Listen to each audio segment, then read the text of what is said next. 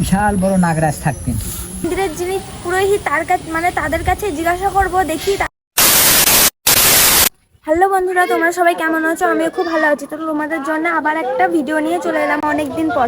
তো এতদিন আমি ভিডিও দিতে পারিনি, এর জন্য বৃষ্টি সারাদিন তো বৃষ্টি হচ্ছে, তাই ভিডিও দিতে পারিনি। তো আজকে একটু ওয়েদারটা ভালো আছে দেখো, তো সেই জন্যই আজকে আবার ভিডিও দিচ্ছি। তো দেখো কোথায় নিয়ে যায়, তোমার দাদা ভাই আমাকে বললো এক জায়গায় নিয়ে যাবে অনেকদিন পর। তো তোমাদের দেখো কোথায় যাচ্ছি। তো দেখো আমরা বেরিয়ে পড়েছি। তো এখন আমরা আছি শান্তিপুর বাইপাস। তো রাস্তার ধারে কত সুন্দর লাগে বন্ধুরা, দেখো। তো এটা আগে মাঠ ছিল, কিন্তু এখন দেখো এই বৃষ্টির কারণে একদম পুকুর হয়ে গেছে, আর ওখানে একটা বাড়ি ডুবে গেছে। তো এই যে আমরা এখন বকবক করতে করতে চলে এসেছি। তো এই যে একটা বড় করে গেট করে দিয়েছে, তো এই গেটের উপর লেখা আছে কীর্তিবাস। তো এটা মানে কি, চলো তোমাদের বলছি যে আমরা আজ কোথায় এসেছি। আমরা কোথায় এসেছি তো তোমরা তো জানো না, তো তোমাদেরকে বলছো। তার আগে বলছি যে যেখানে এসেছি সেই জায়গাটার নামকরণ হয়েছিল মোটামুটি কতদিন আগে, এবং মন্দিরটা শুরু মানে একটা মন্দিরে এসেছি। তো ওই মন্দিরটা হচ্ছে কতদিন আগেকার মন্দির, তো তোমাদেরকে বলছি প্রায় 600 বছরকার পুরনো, 600 বছরের পুরনো একটা মন্দির। তো সেই মন্দিরে এসেছি আজকে, একটুখানি ঘুরবো, দেখবো যে মন্দিরটা কেমন। এবং অন্নামিকাতে আগে আসেনি, আমি এসেছি, তো একে দেখানোর জন্য নিয়ে এসেছি। অনেকদিন ধরে বলছে ঘুরতে যাবো, তো আজকে ফাইনালি চলে এসেছি। তো তোমাদেরকে দেখাচ্ছি যে কোন জায়গায় এসেছি। তো এটা হচ্ছে কীর্তিবাসের গেট, এটা একটা মন্দির। তো বাইরে দেখো, বাইরেটা কত সুন্দর। যিনি এই খোলটা নিয়ে হাতে দাঁড়িয়ে আছেন, এনার নাম হচ্ছে শ্রী নামাচার্য ঠাকুর হরিচাঁদ। তো আমরা কিন্তু এই কীর্তিবাসের সম্পর্কে কিচ্ছু জানি না। তো মানে এই মন্দিরের যিনি পুরোহিত তার কাছে মানে তাদের কাছে জিজ্ঞাসা করব দেখি তারা বলে কিনা। তো জিজ্ঞাসা করব যে মন্দিরের সম্পর্কে আর ঠাকুরগুলোর সম্পর্কে। তো চলো ভিডিওটা দেখতে থাকো তোমরা। চলো এবারে ভেতরে যাওয়া যাক। তো এর আগে এখানে আমি কখনো আসিনি। তো তোমাদের দাদাভাই আমাকে নিয়েও আসেনি। এই যে 3 বছর বিয়ে হচ্ছে, এর আগে কখনো আনিনি এখানে। তো কি মন হলো তাই নিয়ে এলো। তো এই যে এসে দেখলাম যে এখানে একটা মন্দির হচ্ছে। এই যে এখন এখানে একটা মন্দির হচ্ছে নতুন করে। আর এখানে দেখো একটা মহাপ্রভুর মূর্তি আছে, আর মূর্তিটার মুখটা খুবই সুন্দর লাগছে দেখতে। আর চলো বিশেষ যে মন্দির, চলো সেই মন্দির তোমাদের আজকে দেখাচ্ছি। তো দেখো এই মন্দিরটা কাহিনী আছে। এই মন্দিরটার ঠাকুরগুলোর পাশে দেখবে, লক্ষ্য করবে তোমরা, এই ঠাকুরগুলোর পাশে দেখবে একটা কুয়ো অবস্থিত। তো এই কুয়োটা কিসের জন্য অবস্থিত তো আজকে তোমাদের জানাবো। তো যিনি জানাবেন, তো তিনি এখানেই থাকে, এখানকার মানে দেখাশোনা করে, এখানকার পুরোহিত। তো তোমরা মন দিয়ে শুনবে ঘটনাটা, তাহলে বুঝতে পারবে যে এখানে কিসের জন্য এই কুয়ো অবস্থিত। তো চলো কথাগুলো শোনা যাক। বলুন। অ্যাকচুয়ালি এই যে কুয়োটা যে শুনি, যে এই কুয়োর সম্বন্ধে যদি কিছু জেনে থাকেন তো একটু বলুন। বলছি হরিদাস ঠাকুরকে যখন বাইশ বাজারে বেত মেরে গঙ্গায় ভাসিয়ে দেওয়া হলো, হ্যাঁ হ্যাঁ, তখন ভাসতে ভাসতে এসে মানে এখানে উঠেছিলেন। উঠার পর তখন অদ্বৈত ঠাকুর সে গঙ্গার থেকে তুলে নিয়ে এসে তার তার নাম দিয়েছিল, ওর নাম ছিল হ্যারিস থেকে হলো তুমি এত মার সহ্য করেছো হরিনাম করার জন্য, তোমার নাম আজকের থেকে দেওয়া হলো। ওনাকে মন্ত্র দিল, দিয়ে বলে তোমার নাম হলো আজকের থেকে হরিদাস ঠাকুর। হ্যাঁ, তখন হচ্ছে উনি একটা নিরালা জায়গা, তো এখানে এসে ওই এই জায়গাতে একটা বিশাল বড় নাগরাজ থাকতেন। নাগরাজ? হ্যাঁ। তো এখানে হচ্ছে এই যে নিম গাছটা, এই নিম গাছটা পড়ে গেছে। হ্যাঁ, আমফান ঝড়ে। তো সে এই হচ্ছে সেই নিম গাছ। তো নিম গাছটা মানে মুড়ে আমফান ঝড়ে পড়ে গেছে, পড়ে মানে গাছটা আগে বর্তমানে এই নিমতলা দিয়ে ওই যে গর্তটা ছিল, ওই গর্তের ওখানে বসে বসে হরিদাস ঠাকুর 3 লক্ষ হরিনাম জপ করতেন। 3 লক্ষ? হ্যাঁ, 3 লক্ষ হরিনাম জপ করতেন। একদিন তখন মহাপ্রভু যখন সন্ন্যাস নিয়ে চলে গেল, তখন হচ্ছে হরিদাস ঠাকুর এখানে বসে বসে খাওয়া দাওয়া ত্যাগ করে মানে হরিনাম করতে লাগলেন। যে আমার প্রভু সন্ন্যাস নিয়ে চলে গেল, তো আমি আর কিছু খাবো না দাবো না, এইরকম করে হরিনাম জপ করতে। তখন মানে এই হরিদাস ঠাকুরকে আবার মহাপ্রভু এসে নিয়ে চলে গেল। তো এখানে একটা নাগরাজ থাকতেন, সেই নাগরাজরা এখানকার ব্রাহ্মণ পাড়ার যত ভক্তরা সব আসতো হরিদাস ঠাকুরের কাছে ওই হরিনাম শুনতে। তখন এই এই নাগরাজের বিষয়ে জ্বালায় মানে সহ্য করতে পারতো না যে প্রভু আপনি তো এখানে থাকেন, এখানে যে একটা নাগরাজ থাকে এই নাগরাজের বিষের এত জ্বালা আপনি কী করে আছেন, তো আপনি অন্যত্র সরে যান, আমরা তো আসতে পারিনি আপনার কাছে যে হরিনাম শুনবো, আসতে পারিনি।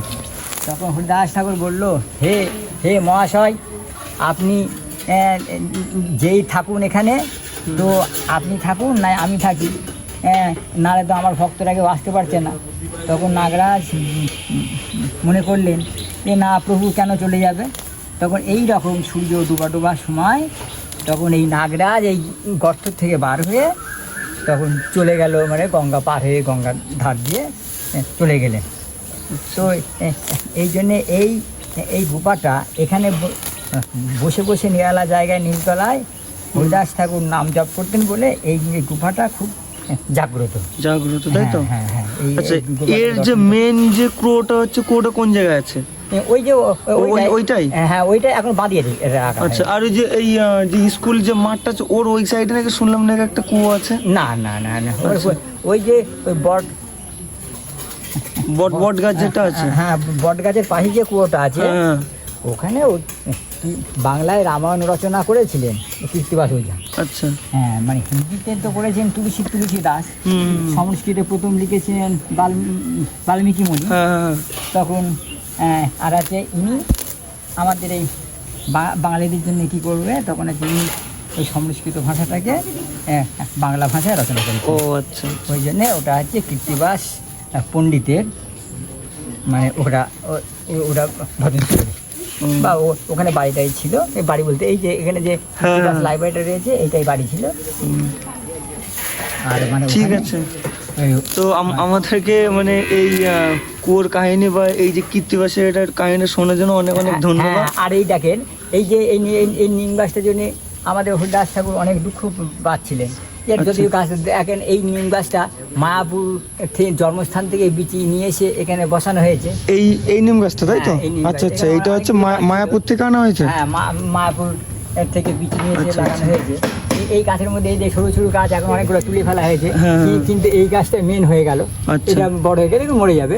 তো এইটা দেখেন কি সুন্দর হরিদাস ঠাকুরকে ছায়া দেওয়ার জন্য চারিদিকে ডালপালা ছাড়িয়ে, ডালগুলো বিশেষ করে ওই জুড়ে হরিদাস ঠাকুর দিকে যাচ্ছিল, আমি বাড়িতে ঠেলে এই দিকে দিয়ে দিচ্ছি একেবারে মানে ছায়া দেওয়ার জন্য। মানে এই নিম গাছটা আগেও ছিল, হেলেই ছিল যখন বিশাল ওই মন্দিরের দিকে হেলেই ছিল। মানে এই হরিদাস ঠাকুর এই নিম গাছটা খুব জাগ্রত। এই নিম গাছটার নাম হচ্ছে কল্পতরু নিম বৃক্ষ। কল্পতরু নিম বৃক্ষ। একে যে কাছে মনের বাসনা করে যা চাওয়া যাবে এগুলো পরিক্রমা করে, পরিষ্কার দিচ্ছি, পরিক্রমা করতো। তো এখানে আমি একদিন আড়াবেলা এসে গুড়া খুঁড়তে আসলাম পরিষ্কার করে দেবো বলে, দেখি যেখানে খুঁড়ি সেখানেই সাপ, যেখানে খুঁড়ি সেখানেই সাপ। হ্যাঁ, এখানে প্রচুর সাপ আছে। ওই জন্য আমি ভয়ে ঠাকুরকে ভালো করে দণ্ডবোধ করে নিলাম, প্রণাম করে নিলাম, নিয়ে দিয়ে আমি খুঁড়ে দিচ্ছি। এখানে এখনো প্রচুর সাপ আছে, এটা খুব জাগ্রত। এর যদি পরিক্রমা 4 বার পরিক্রমা করে যদি প্রণাম করে কোনো মনে বাসনা, হ্যাঁ যদি মনে বাসনা প্রার্থনা করা যায়। এই যে এখানে একটা গর্ত দেখা যাচ্ছে, শিকড়ের গর্ত, শিকড়ের গর্ত। আচ্ছা, ভক্ত যদি হওয়া যায় তারপর আমি করবো কি, যখন এই জায়গাটা পরিষ্কার করবো তখন দেখছি খুব সাপের ভয়। আমি হরিদাস ঠাকুরকে বললাম, হে হরিদাস ঠাকুর, তুমি আমাকে ভয়টা দেখুন, আমার সাপের ভয় লাগে, এসে আমি জায়গাটা পরিষ্কার করে দেবো, ভক্তরা পরিক্রমা করবে। তবে আমি যখন হরিদাস ঠাকুরের পরিক্রমা করে নিজে প্রার্থনা করলাম, করে এসে পরিষ্কার করলাম, এগুলো সমান করে জায়গায় সমান ছিল না, বন জঙ্গল ছিল, তখন দেখি যে একটা পোকা মাকড় কোনো কিছু কীটপতঙ্গ কিচ্ছু বার হলো না। হরিদাস ঠাকুরের কি সুন্দর মহিমা। এই হরিদাস ঠাকুর ছিল খুব জাগ্রত, খুবই জাগ্রত। হ্যাঁ আছে, কিন্তু এই ভক্তদের দেখা দেবে না। এটা হচ্ছে নাগরাজের জায়গা। আচ্ছা, এটা হচ্ছে সেই নাগরাজের জায়গা। ওই জন্য ওই গুফাটা খুব বিখ্যাত। এটাকে 3 বার পরিক্রমা করো, এইটা? হ্যাঁ, আচ্ছা, 3 বার পরিক্রমা করে প্রণাম করবে, দেখবে হরিদাস ঠাকুর মানে ভক্তের মনোবাসনা পূর্ণ করে, তার একটা মহিমা আছে। মানে আমাদের মহাপ্রভুর সব থেকে বড় ভক্ত ছিলেন এই 22টা বাজারে বেত মেরে একে মানে হরিদাস ঠাকুর মারতে পারেনি। তখন তারা মারছিল, তারা বললো যে দেখো তুমি যদি না মারো তাহলে আমাদের তো মেরে ফেলবে কাজী, হ্যাঁ করাই কাজী, তাহলে কী হবে, তাহলে তুমি একটু মরে যাও, নাহলে তো আমাদের মেরে ফেলবে, আমাদের ছেলে মেয়েরা পথে বসবে, কী হবে। তখন হচ্ছে হরিদাস ঠাকুর একটু অন্তর্ধান হলো, মানে মন অবলম্বন করলেন, তখন মরে যাওয়ার মতন ভান করলেন, তখন নিয়ে গিয়ে কড়াই কাছে ফেললো, কড়াই বললো যাও, একে ওই এত অপরাধ করেছে, মুসলমান হয়ে হরিনাম করতো, এর যে সাজা হবে কি, এর সাজা হবে, একে দাহ করা হবে না, মানে পুরানো হবে না, একে কব্বরও দেওয়া হবে না। এই মুসলমানদের যদি কাপড় দেওয়া হয় তাহলে ওর আত্মা শান্তি হবে, আর যদি হিন্দু মতে যদি ওকে দাহ করা হয়, পুড়িয়ে দেওয়া হয়, তাহলে তো এর তো মানে সদ্গতি হয়ে যাবে, একে গঙ্গায় ভাসিয়ে দাও, ভেসে ভেসে বাড়াক, আছে এই মহাপাপ করেছে, যাতে এর যাতে সদ্গতি না হয়। যে গঙ্গায় ফেললো আর গঙ্গায় বসে পড়লো, ভাসতে হয়েছে। হ্যাঁ, এই হরিদাস ঠাকুরের মহিমা। ঠিক আছে, অনেক অনেক ধন্যবাদ। তাই বল, হরি বল, হরি বল, হরি বল। তো যিনি আমাদের কাহিনীটা বলল, ইনি আমাদের বলল যে এই মন্দিরের 3 পাক দিতে, তো 3 পাক দিলে নাকি খুব ভালো হয়, তো সেই জন্য আমরা 3 পাক দিচ্ছি এই মন্দিরে। আর মানে আমাদের খুবই ভালো লাগলো শুনে, আর তোমাদেরকে শোনাতে পেরে আমাদের খুব ভালো লাগলো। আর চলো এবারে তোমাদের এখানে একটা বট গাছ আছে, তো বট গাছটা নাকি অনেক পুরনো, অনেক অনেক পুরনো বট গাছ। তো এই বট ডালপালাগুলো এমনভাবে ছড়িয়ে আছে, আর এই বট গাছের নিচে খুব ঠান্ডা। তো এই যে এখন আমাদের মন্দির ঘোরা কমপ্লিট হয়ে গেছে, তো এখন আমরা বাড়ি যাব।